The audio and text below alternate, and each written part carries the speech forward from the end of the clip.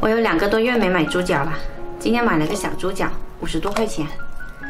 先拿来焯一下水，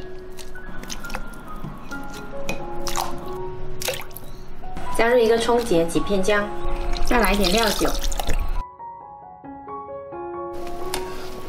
煮滚了之后呢，把浮沫撇去，再捞出来清洗干净。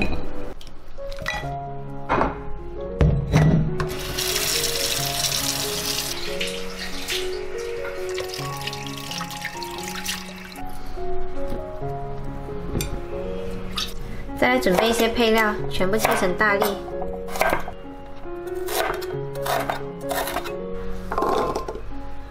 接下来取个炒锅，加入适量油，油温热了，把配料放下来炸香。炸香了就先铲出来。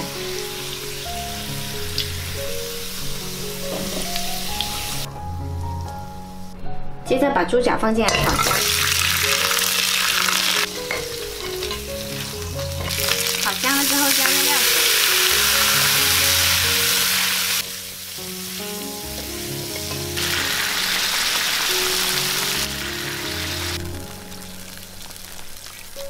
把配料倒回来，再来加入八角跟香叶，还有话梅，30克冰糖，再来调一下味，加入2勺生抽，2勺蚝油，再来点老抽，还有小半勺盐。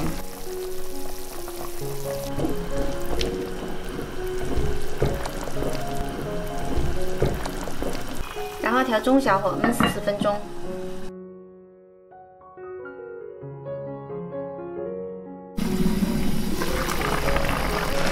猪脚焖了有40分钟，已经焖得有点软烂啦。把它转到砂锅里来，再焖10到20分钟。砂锅呢又可以当盘子用，然后它的保温性也比较好。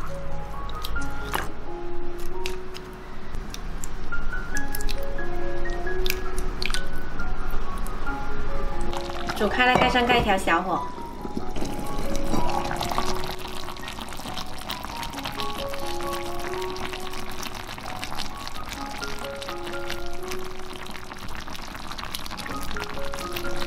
酸甜开胃的话梅猪脚，吃起来超过瘾。喜欢的话可以试一下哦。